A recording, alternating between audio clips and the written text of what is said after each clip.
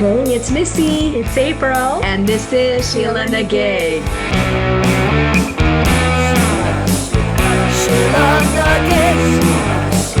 Sheela Na Gig. Sheela Na Gig. Hey, everybody. Welcome to our podcast. Thanks for listening. Thanks for being here again. Each week we explore our own Sheela Na Gig, a woman whose strength and perseverance has led her to greatness, who empowers us, who inspires us. It could be somebody you've heard of, but it may not be somebody you've heard of. We just want to shed some light here, right, April? Yeah, something you should hear of. There you go. Someone you should know a little something about. So we're excited to share our Sheelas with you. And today I am super excited. I'm super excited because this is an amazing Sheela. We have a live interview today with an amazing Sheela that I had the honor of meeting at the Magic Castle of all places. Ooh. Not because she was necessarily an attendee like me. She hangs out there quite a bit because she is a female magician. Which I think is super cool. And she's going to tell us more about that. But she does a hell of a lot of other things too. She doesn't just do one thing. Like all our Sheelas do many things. So without further ado, we would like to introduce the amazing Julie Roland. Hi, Julie. Hi, Julie. So glad you're here today. Hi. Thank you so much for having me. Thanks for being here. While I'm thinking about it, because we started out talking about magicians, you told me, what is the percentage of women who are magicians? So I've been saying 7%. I looked it up at the beginning, before I came on today. Google says 3 to 10%. So it probably fluctuates. Right. 10. But I've been saying 7%. Okay. Well, yeah. Any idea why so few females are magicians? I have a handful of ideas, but I think it's like a lot of fields that women have had to break into, is that it takes a while, because if it started out as a field that women were not in, then you don't have representation in it. So any young girl isn't seeing herself as a magician, maybe because she sees no grown women doing it. And I can say for myself, that was somewhat the case too. I never met a female magician until I was a member of the Magic Castle. And at that point, I'd been doing magic for 20 years. So I think it's just one of those things where, if you don't see someone in the role, you maybe don't picture yourself there. And so because it was a male-dominated art for so long, it just took a while. And then I think also because women were often the assistants, it just that seemed to be the place that women would go. Beyond that, I would say maybe it's just super dorky, and so women are too cool for magic, for the most part. I'm kind of a dork myself, and I happen to love dorks, so Me too. I mean, So we can I stumbled my way in. I was too much of a dork to miss out. I love that. I think that I want that on a t-shirt. I'm too much of a dork to miss out. Yeah, I think I love that. And getting back to all the many things you do, because I think it's absolutely freaking killer awesome that you are a female magician. I shouldn't even say female magician. I'm just going to say magician. Right. Yep. And tell us all the other amazing things you do, because it's crazy. It is a laundry list, just like I said, like all our Sheilas. Well, I always feel a little bit awkward running through the list, but I'll say Toot your own horn, Julie. Just toot your own horn. That's what this show is all about, okay? Yeah. Well, so my day job is that I am a lieutenant in the Navy. I've been an officer for 10 years, and I fly helicopters. That's amazing. And you fly helicopters. Yes. Wow. So I'm a naval aviator, and the percentage of female aviators is about the same as magicians. It's about 7%. 7% of aviators are women, about 7% of magicians are women. I like to joke, find a girl who can do both.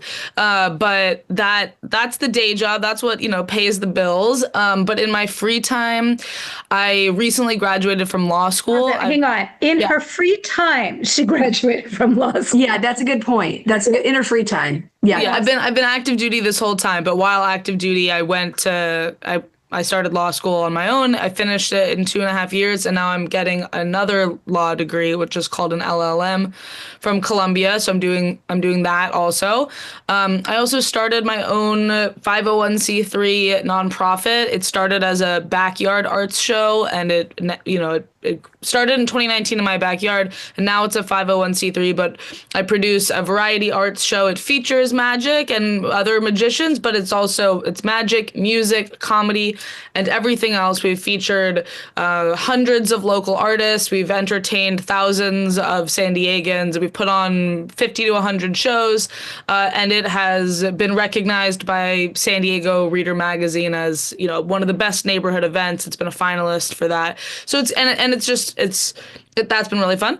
What is that called? Well, just trying to make friends. And our mission is to promote the arts and build community. So we say it's really a show about friendship. That's our real mission. But the vessel is a free variety arts show. That's so cool. Yeah. Thanks. I didn't even know you did that too. So okay, keep going. I'll just name a couple other things. I'm the director of San Diego's chapter of the Truman National Security Project. So that is a national organization that thinks outside of the box on national security issues. I direct San Diego's chapter for that.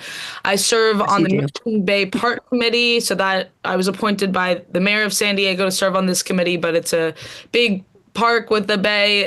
It's like a lovely recreation space, so I serve on that committee.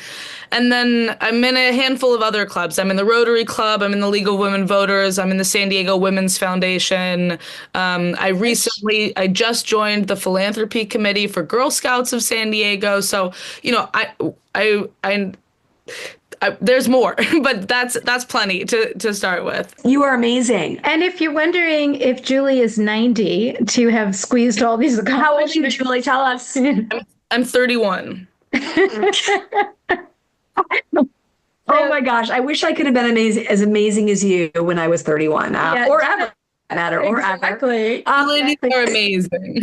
They're very sweet. Now, back to Girl Scouts. Were you a Girl Scout, Julie? No, I wasn't a Girl Scout. I say that I missed my calling as a camp counselor. I think that... you would be amazing. Definitely. There's so much about it that still, I want to be a camp counselor of the world. I'm in another life, maybe, right? Or you maybe in this one, just maybe, the next thing to have happen. Well, with my nonprofit, I will, even though it's has its own way that it's supposed to be with the show, and we're trying to produce a normal show, I will put out friendship bracelet making stations in the beginning. We've done tie-dye. I'm just trying to make summer camp happen for myself because I wasn't a summer camp kid, but Did you go to summer camp? No, not really. Not even. I was never like a sleepaway camp for 4 weeks, 8 weeks person. I got to dip my toe into camp enough times to be like, oh, this is so cool, but I just had other things going on. No, I get that. And, I knew as soon as you were talking about that I'm sure you, even though you're not a camp counselor per se, I'm sure you mentor a lot of young girls and women in a lot of different ways. And it sounds like that's one of the many ways, correct? I would like to think so. Yeah. Through Rotary Club, I've been a public speaking coach for high schoolers. I care so much about child advocacy in general. In fact, that's the thing I didn't mention. I'm a pro bono law clerk for the University of San Diego's Children's Advocacy Institute. I do a lot of work with them. I write a lot about child advocacy, and so I'm passionate about youth empowerment, and I have tried to be involved in that in many different ways. And even in college, I was a backpacking trip leader that would lead incoming freshmen on the Appalachian Trail before college started so that they could get confidence before they started college. So in so many different ways, I've kind of danced around Girl Scouts. Yeah. So it was kind of a slam dunk. It was like, oh, an organization that is mentoring young women, helping empower them. And the way that they empower them is around community engagement, but also learning leadership skills and in the woods and camping and outdoor skills and all these things. It's like, why was I not a Girl Scout? I don't know, but it's not too late to get involved. And it's such a good fit. Oh, it's amazing. That's amazing. And I'm sure that you still have some friendships and relationships with some of these people you've mentored, knowing you. Yes, I do. Yes. Yeah, I'm not surprised by that. To ask, because you've mentioned a little bit about security and cybersecurity, what kind of law are you planning on going into? Well, that's a good question. So I'm top secret, April. Yeah, I can't talk about that here. That's classified. No, so I care about national security, and I think that it's a very broad term that encompasses a lot of things. I think, the environment and focusing on that as national security, but so is gun violence prevention. And, so all of these things could fall under that. And that's something that's cool about Truman National Security Project is we think about holistically about national security. I want to continue to be thinking that way.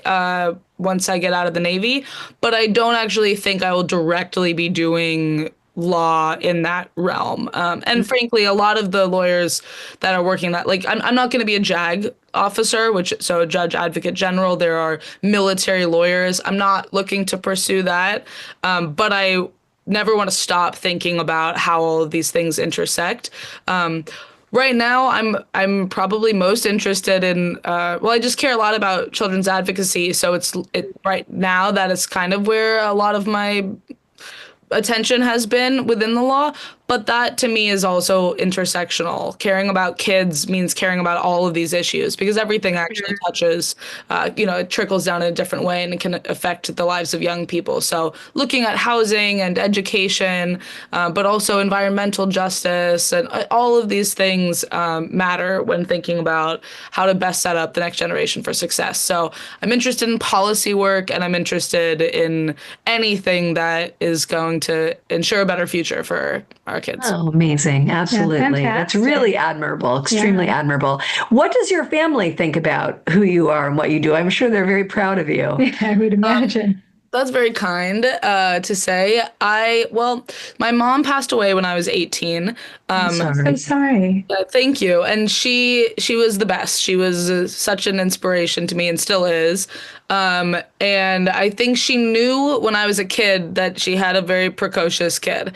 I'm sure she did.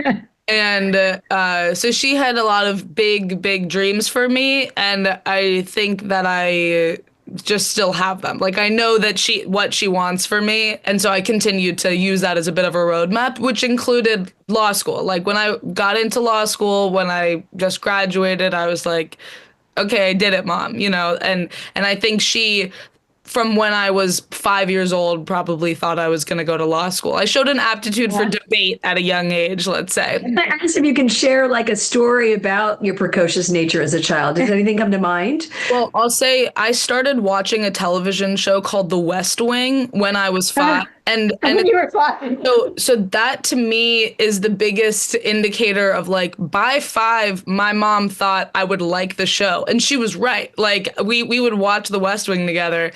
And then I would go into class, I'm in like 2nd grade or whatever. And I would go to class and talk to my teacher about what had happened on the episode. So I was like, my teacher who's also watching The West Wing would be like, did you see the episode? And we would talk about it. So I definitely was always talking to adults at a young age and was engaging with them on current events. That is for sure. And so, I was like a 5-year-old who my mom's friends would, they would meet me and essentially be like, who is this kid? Sure. And so, I mean, I don't know if that answers your question, but I think so. was eager to talk to adults. I was not, and actually my mom went back to school when I was a kid. And so she was a single mom. And so sometimes I would, if she didn't have a sitter, my sister and I would be with her either in class or at the study group. And she was taking epidemiology or statistics, and I'm in elementary school and I wanted to know what she's learning. I would say, what's cost effectiveness analysis? And, I was like, what's that word? It just sounds to me, but I'm like, I want to know what they're saying. They keep repeating that. Yes. So anyway, I was a very precocious kid. That all being said, before she passed, she knew I was going to join the Navy. I in fact, 2 weeks before she died, she watched me swear in as a midshipman. So she knew that this was my next step. And it was a little confusing to her because I grew up in Berkeley, and, I think we're a little bit of a peace, love, and hippie family. So it came as a surprise. And I was doing magic starting when I was 5 also. So I was this magician, tree climbing, tie-dye kid. And so the military didn't seem like an obvious fit. And I think she so in terms of, what she thought about that decision, maybe just hoped that my creativity would still find a place there, and not knowing much about the military, just hoped that, that it would seemed maybe at odds. She thought, well, I trust Julie. She knows what she's doing. And so just I hope that she still gets to do tie-dye, or whatever. And I know that she also thought like maybe the Navy will get Julie to learn how to make her own bed. Like that will be good for her as well. So all of this is, when up until I'm 18, this is, I think, what she was thinking. But I think now she would be very pleased to see that 10 years as an officer, I am doing tie-dye and leading artistic events. And I have done magic and played live music on every naval vessel I've ever been on. I mean, I performed magic on every aircraft carrier. I write original songs. I've painted murals in Navy buildings. So I think she would be tickled by the way I've sure she would. I'm sure she is so proud of you. So proud of you. Amazing. That's just amazing. And what does your sister do? My sister has a master's in mechanical engineering, and she's brilliant, and I would say considerably more disciplined than I am. But she lives in Brooklyn. She works at a music software company, and she's a project manager. That's amazing. Another high achiever, it sounds like. So she, who has seen me do all of this, she would probably always just say, Julie, are you sure you want to add another thing? Like, are you sure? She's like, I love you. I love that. I just want you to be happy. Maybe, are you getting enough sleep though? That's where she comes in on. I get that. As somebody who does have a lot on my plate, my husband will joke with me, like, you can't add something without taking something else away or you will implode. But I have not learned that yet either, Julie, and I'm a lot older than you. So I get it. I always have the sense of like, the more I do, the better I do it. And I don't know if that's just what I tell myself, but it kind of works for me. I find that it's just momentum. It's once when I'm in a state of doing a lot, when I'm energized, then it's so easy to just keep going. Right. Sometimes like if you've been out of the gym for a long time, or it's hard to go to the gym. But once you just go that first time and you get back in the habit, then you're like, oh yeah, this feels so good. I'm in. Exactly. It's just a habit pattern of it's building that routine and habit pattern of doing the thing, no, that's a good analogy actually for it. I like that. That's true. I was also going to ask what triggered that decision to go to the military? Because it is, I'm sure a lot of people who are listening to this are kind of questioning it. It is an unusual choice being as artistic as you had been. And again, I don't know the military that well, but tell us about that decision. Well, I think West Wing had something to do with it. At a young age, sure.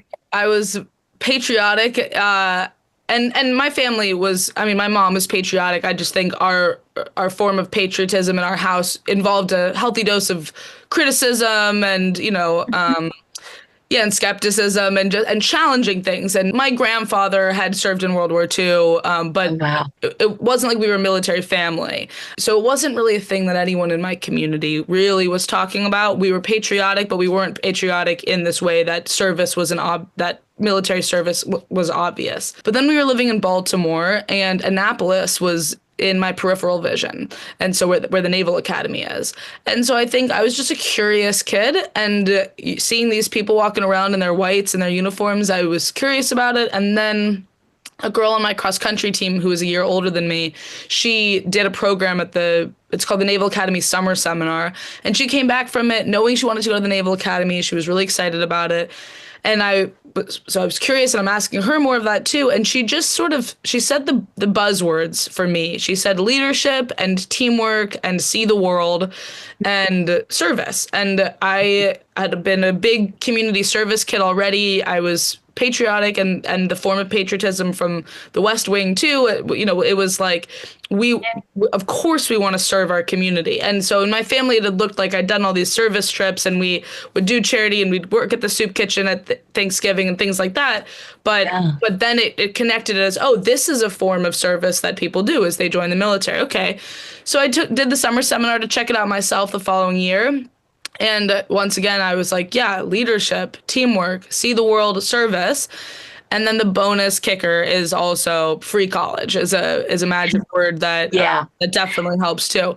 But it clicked with me. I liked the challenge of the physical challenge of it. I liked the idea that it was a foolproof way to feel like I was serving. I think there are a million ways to serve your country, serve your community, serve your world. But I was 18 and maybe a little bit less creative. And I was like, I don't know yet what I want to do. I have all these diverse interests, but if I join the military, right away I'll be a leader, and right away I'll be a part of this team, and right away I'll know that I'm checking a box of this counts as serving my country, So that was enough for me then. And it's amazing, and that's the best description I've ever heard of somebody joining the military. And being able to just merge the idea of your idealistic tie-dye hippie style with the military, you just made it make so much sense. And the leader aspect of it, which obviously you were a born leader. And the service and the travel. Yes, see the world. And thank you for your service, by the way. Yes, thank you very much. I always acknowledge that. I think it's a thankless job at times and needs more light, just like our Sheila's. But you made some interesting choices because you ended up becoming a pilot, helicopter pilot. It's funny, actually. Aviation, to me, people sometimes they don't ask, why'd you join the Navy? They ask, why'd you become a pilot? A lot of pilots I work with, when they were young, they saw a Blue Angels show or something like that, and they said, I want to do that. They saw Top Gun, and they decided, I want to be a pilot. I didn't have any of that. I'd never been to an air show growing up, anything like that. For me, I had always wanted to fly because I love magic. So I had always wanted to fly. I had written an essay for college about wanting to fly. That was like my college essay. I wanted to fly so badly that in high school, I started the pole vaulting program at my high school because I thought it would give me a moment of feeling like I was flying. I'm talking want to fly in a very Harry Potter, Peter Pan sense. I'm so drawn to the idea. I'd fantasize about it. And I would, try to lucid dream flying, all of this stuff. So anyway, similarly to how I ended up accidentally connecting this idea of service to the military because it wasn't an obvious link, I also hadn't made an obvious link between my desire to fly on a broomstick or a Peter Pan style with aviation. I had not made that connection ever. Right. And so then I was in ROTC. The Navy was paying for college. I was doing Navy training. And the summer after my sophomore year, I got very good grades. So my ROTC unit wanted me to look into working on a submarine or being a nuclear surface warfare officer. Because if you go to nuclear power school, the requirements to be that kind of an officer, they take the people with the highest GPAs and they send them there, basically. So they thought, okay, maybe Julie should do that. So they sent me on an aircraft carrier for the summer so that I could get exposed to nuclear surface warfare and see if I liked it. So they flew me out to Dubai. I met the aircraft carrier on deployment. I spent over a month on this aircraft carrier, but they made a mistake if they wanted me to end up working on submarines or if they wanted me to go to nuclear power school, they messed up because what they actually introduced me to were the pilots. That as soon as I was on the aircraft carrier, I saw this living, breathing city, and it's all going to these, planes and helicopters taking off every minute. Wow. And it was so exciting, and it was so cool, and it clicked. Like my first day, I wrote a journal entry, and I'm like, I want to be a pilot because duh, it was that kind of a realization of this makes so much sense for me. How to fix this? So honestly, flying helicopters, though there's so much about it that I appreciate and so much about the missions of my particular helicopter and all these things that fit in other ways that fit with who I am, it's also at its core fulfilling a fantasy of childhood. And every time I hover, it feels like levitating. And I remember even the first time I was able to stick my hand out of the helicopter window and feel a cloud. That was like a dream I always had as a Wow. kid. Like I always want to just feel what the clouds feel like. First time I did it, I was like, oh my God, the 7-year-old me is elated. Well, I have to ask, what does a cloud feel like? That's the same question. Yeah. I think as a kid, you imagine it's going to feel like cotton candy or something. Exactly. It's just you just get like a little bit of condensation sort of on your hand. It's mist really. And so you can almost see like the little droplets accumulate, but it feels cool and it's so gentle. I really want to touch a cloud now. That's it. April, can we put that on our list? We're always making field trip lists based on our Sheela Na Gig episodes, and we're adding touch a cloud. Touch a cloud is going to be added to that, right? In fact, let me write that you down. can actually accomplish it just hiking to a high enough peak on the right kind of cloudy day. It can be done, but wouldn't be as cool. I mean, that would be okay, but don't you want to be in a helicopter and like reach out and touch the cloud? With Julie, like Julie did? The wheel. Yeah, Julie, can you take us on a helicopter ride? That's what we want to do. Yeah, you guys find the helicopter. They're expensive. Okay. We're going to look into that. Like I said, we're putting it on our list. I'm some billionaire friend with a helicopter and we'll go up. Right. And when Julie and I were first talking, we were talking about all of these things. And I quickly realized, like, this is not going to be a 1 episode deal. There's just no way, because you know so much about so many things. And I said, provided you enjoy it and we do, which I hope you do, we would love to bring you back to talk about aviation more. We're going to put a pin in it, as April likes to say. She likes to put pins in everything. So we're going to put a pin in that. But I want to get back to being a magician a little bit more. You said you started when you were 5. Yes. And tell us a little bit about that journey, if you would. Sure. So, around the same time I'm starting The West Wing, I'm also finding my love of magic. And I don't know what was my first introduction. I assume I saw magic at a birthday party or at a street fair, something like that. But I know that I begged my mom for a magician for my 5th birthday party. So by the time I'm turning 5, I already loved magic. Somehow so she delivered. I got at my 5th birthday party, I had a magician, I had a great mom. So she came through on that. Great. And I remember my first magic set. So I remember being a kid and I remember exactly what tricks were in that box because those were the first tricks I mastered. Right. So, but I have all of these memories of practicing those, but I also remember going to the magic shop, and going to the magic shop as a kid is a really fun thing to do. You get the tricks sampled for you. If you buy the trick, then they teach you how to do it. And, every once in a while, we would get to make this special trip to the magic shop, and I would get to learn a new one, or I would just get to see a little bit of magic. Maybe we wouldn't buy one that day, but I would get to see a little bit more. And so I remember it as being these very exciting moments of when I would learn a new trick or even see a new trick, have the experience of witnessing more magic.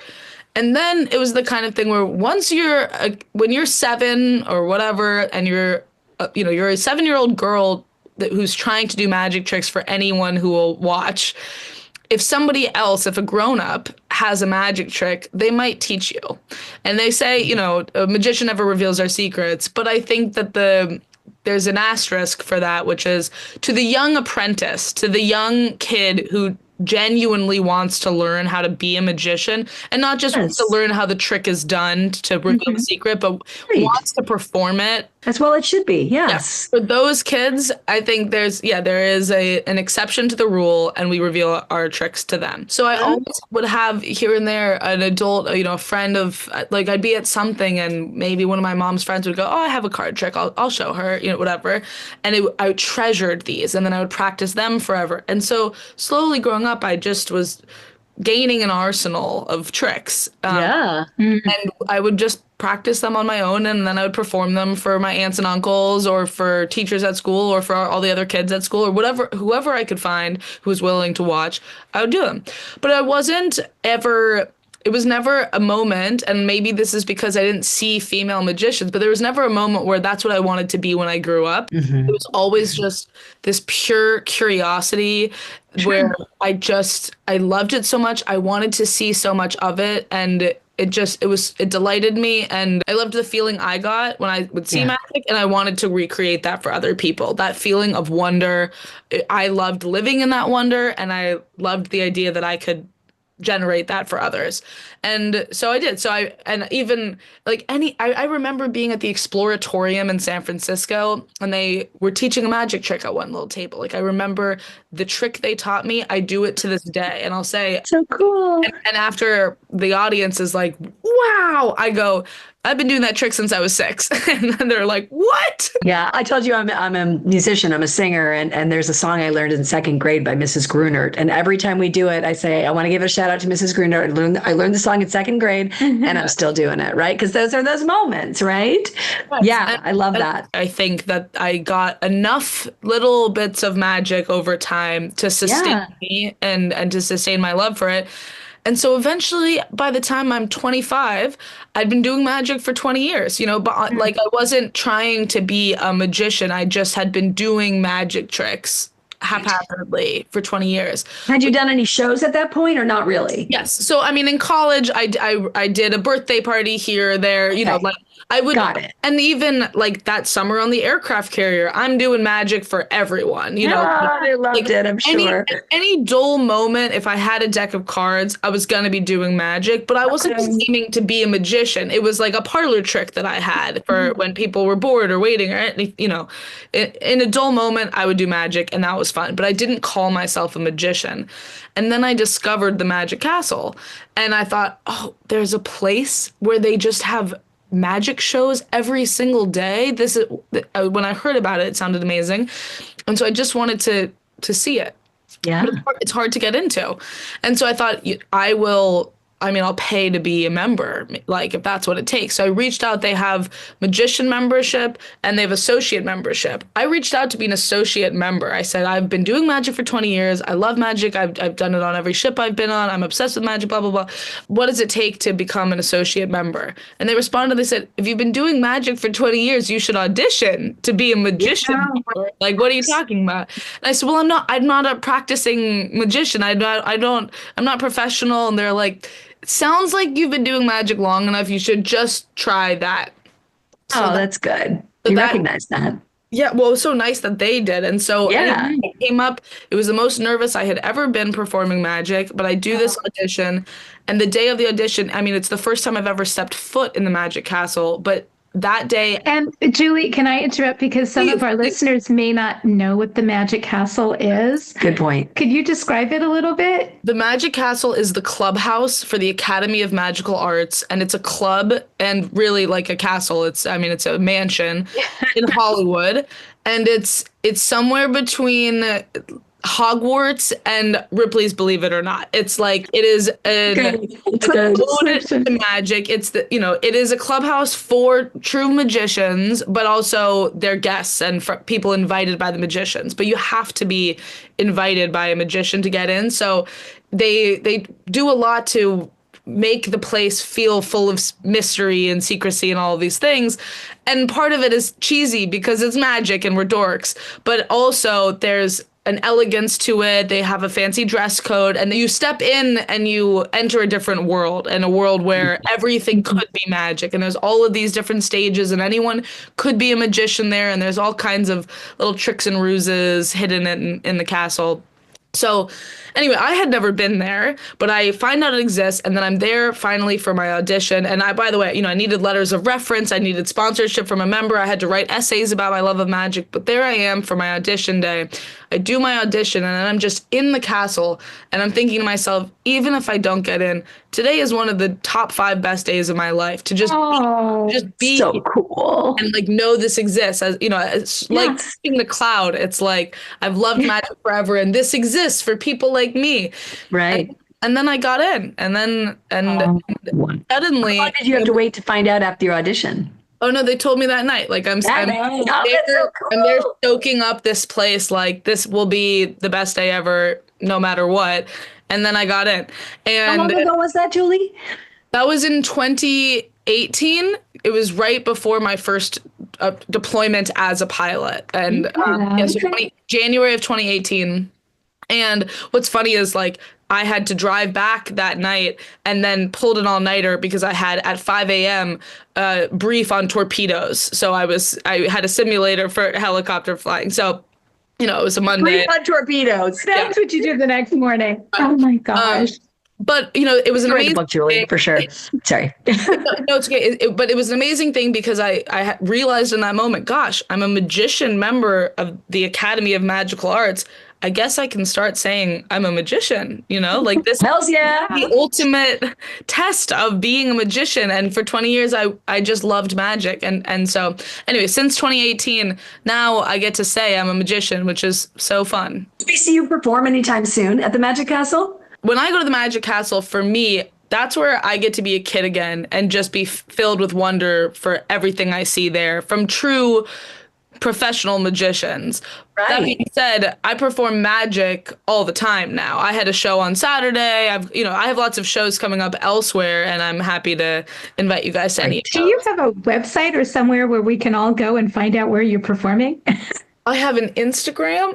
Yeah, she does. And Yes. I should make a website soon, but I think there's, I'm a naval officer, so Right. I'm not promoting my magic in the same way. We are getting to some live ones where we'd like to do our podcast live. That'll be a great opportunity to have Juliana do tricks. Oh, that would be yes. amazing. This is just, I love your journey. I love this whole story. And I know you and I talked a little briefly, which I thought was really interesting, about how a female magician dresses, how you like to dress. Share that with us, would you? Yeah, well, not seeing female magicians growing up, not only do you not have a concept of the female magician necessarily, but then it's how do they dress, right? Yeah, Like, what do they wear? what do they look like? You haven't seen them, so what do they look like?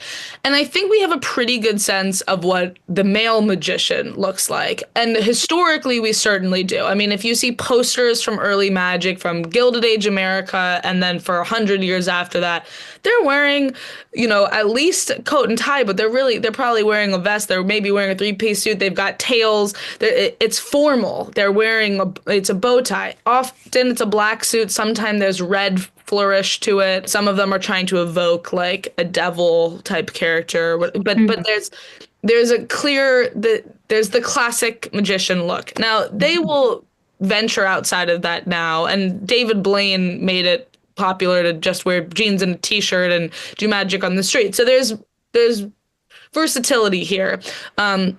But there is kind of the very classic stage magician, saw the woman in half, like that guy is wearing essentially a tux. So, okay, so what does a female magician dress like? So you've seen female, the assistant, the lady sawed in half, but she's probably wearing a short dress or something like that, or an elegant ball gown or whatever.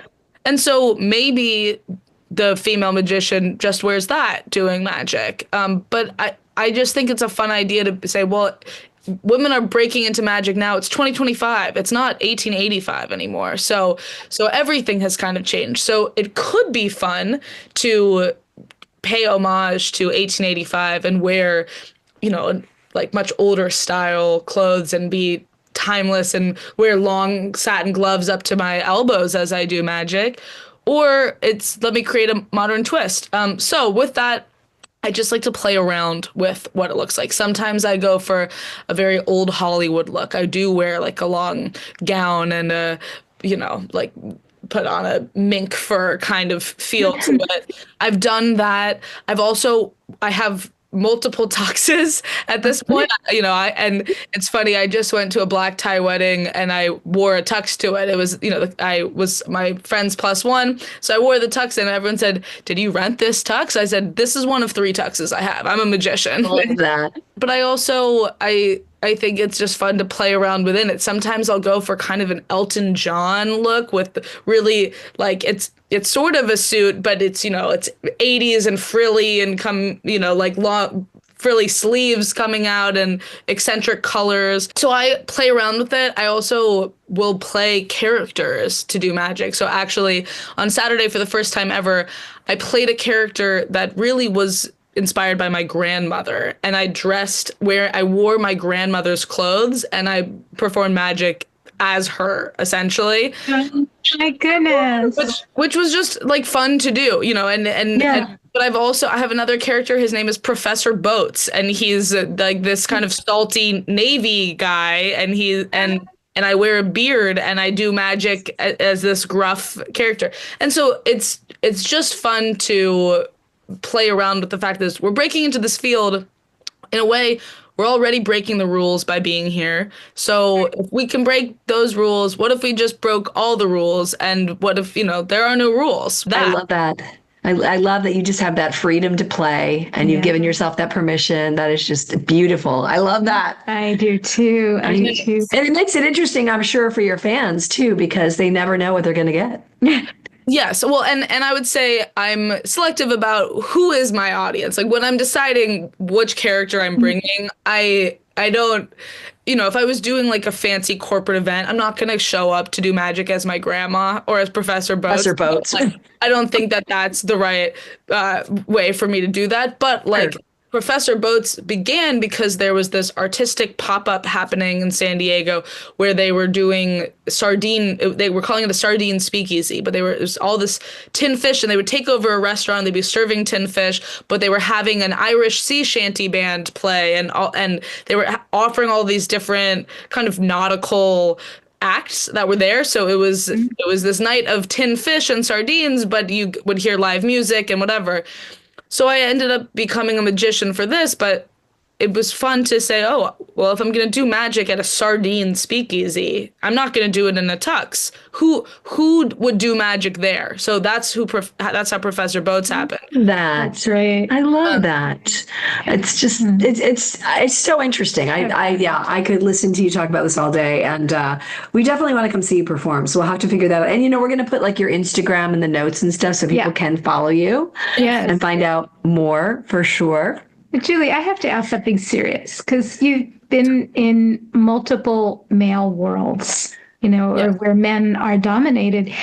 And you have such an interesting, positive, very touching take on so many things.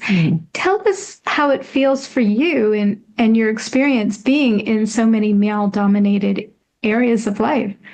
It's not always easy. And I think one of the things that can make it the hardest is that lack of role model within it. The lack of leadership that can truly relate. I think that can be one of the hardest things, is that when there's a challenge, it's amplified, because who do I go to?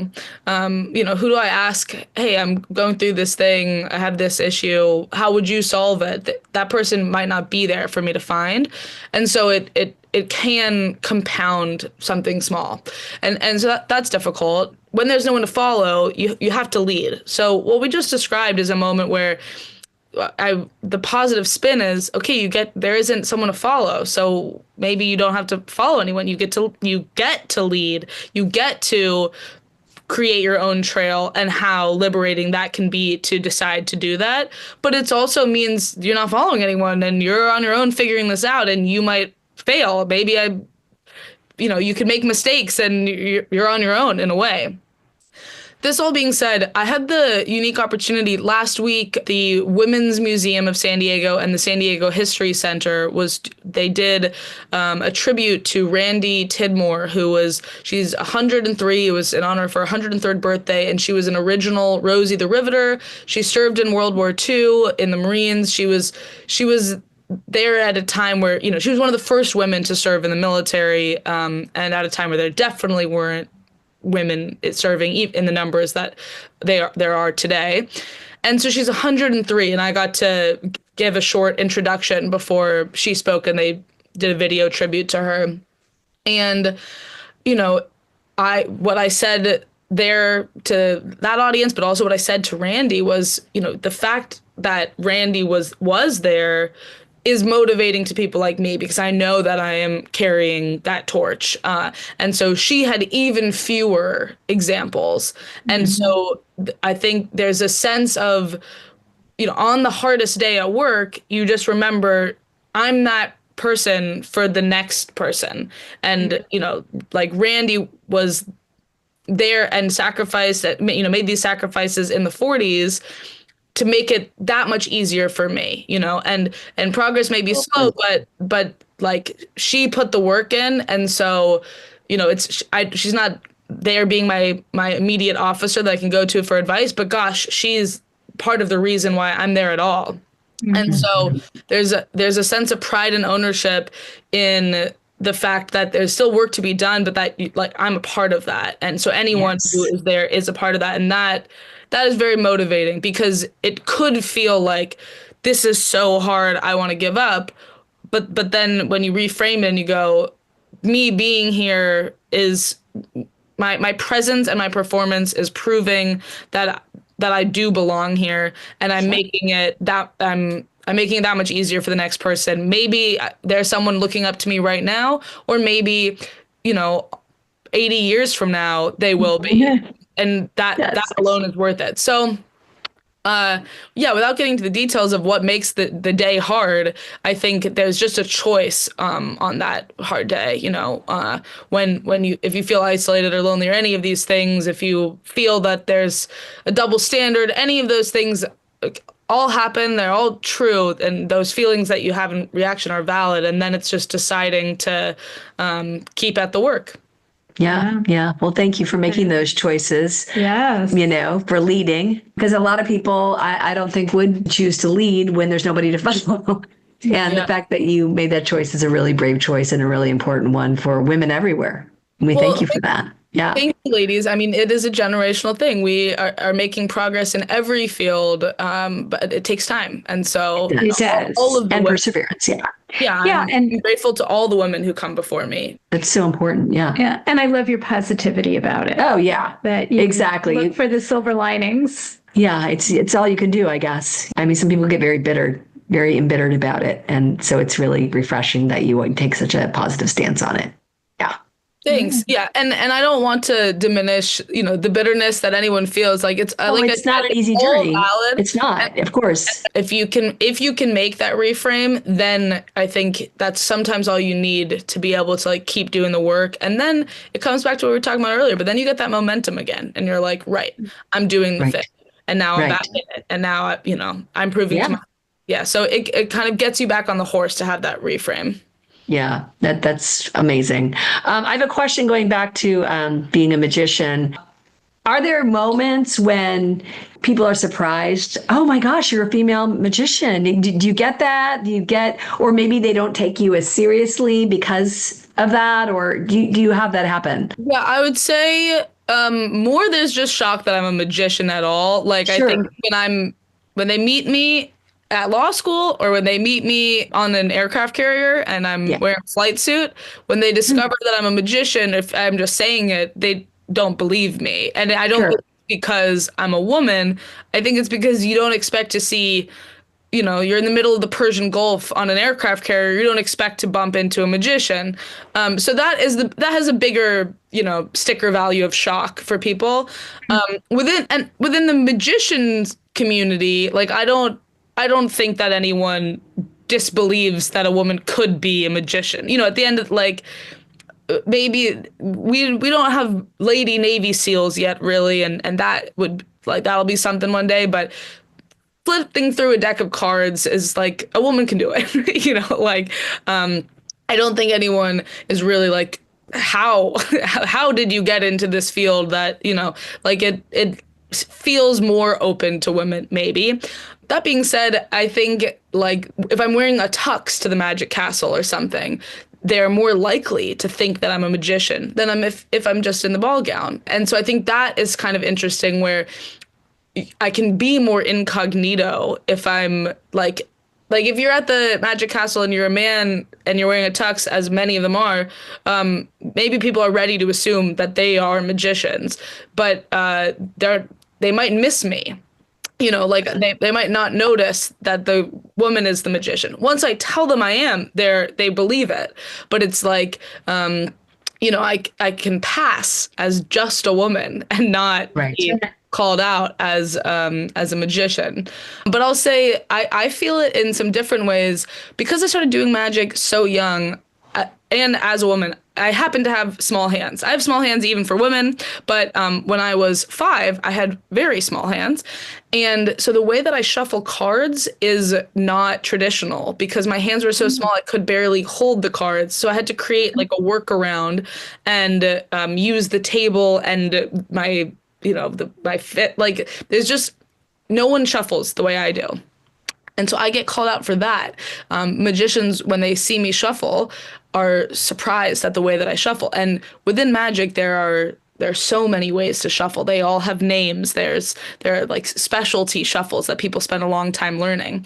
So when they see my shuffle, they're confused by it because it's a good shuffle. I'm able to, really get all the cards to be well shuffled, but they've never seen anything like it. But it's funny because it's only because I have such small hands, but like I was a little girl learning magic.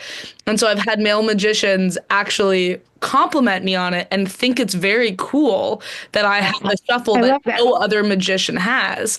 But that, at the end of the day, it is a product of me needing to create a workaround because of like that's the one way physically I wasn't able to do the job, and therefore I have a unique flavor. But that is so cool. Are people ask you how to do that shuffle? I have had we call it a jam. There are moments where multiple magicians are like sitting at a table and we're just going back and forth showing them what we're working on or whatever. And so there have been many times where I'm in an environment like that and I'm doing my shuffle and they go, "Wait a minute, do that again," and they're like, "I don't understand." It doesn't make sense to them why anyone would even shuffle that way. And then I explained, like I couldn't get my hands around the cards. So Dory, I love that. And I love that it's become kind of your, part of your act. It's like your signature. It is one of my signatures. Yes, certainly. I mean, and it's cool within magic to know, like, I am aware of how much everybody loves these different shuffles that are out there, that have these special names.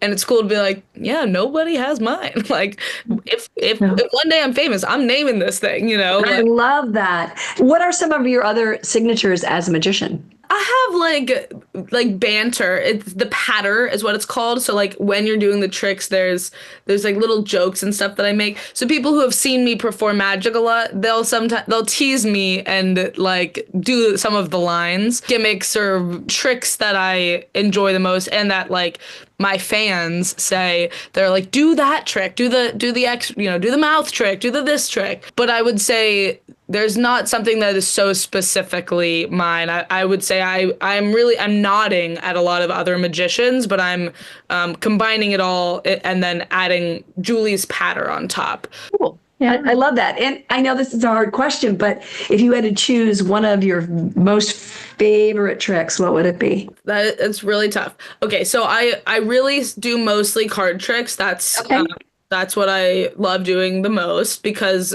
I just love close-up magic. I like to do magic where I don't need it to be a trick deck or anything. If you have a deck of cards, then I can do magic. I can come into your home, it's a household item. Cool. In general, that's where I start. It's card tricks for me is my ultimate love. This one trick that I've been doing since I was 6, I love it because it's so simple and it's been with me the longest. Maybe that's my favorite. It's not the biggest wow factor, but it's so clean. And any magicians listening would know it's an oil and water trick, how it's called.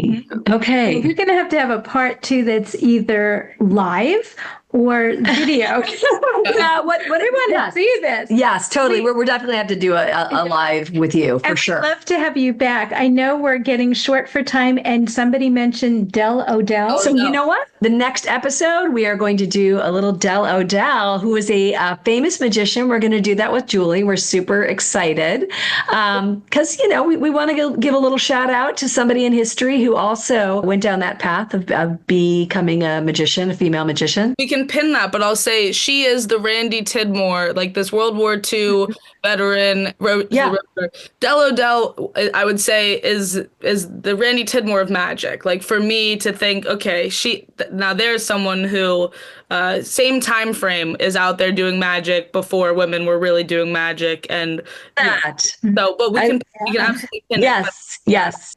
So, Julie, is there anything else you want to tell us about your amazing life before we wrap up here today? This has been delightful. This has been so delightful. It's like watching magic. It's true. I'm so Like these inspired. ladies, thank you. I'm making up.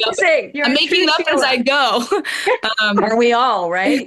Yeah, I love talking about all of these things. So thank you just so much for having me on the show.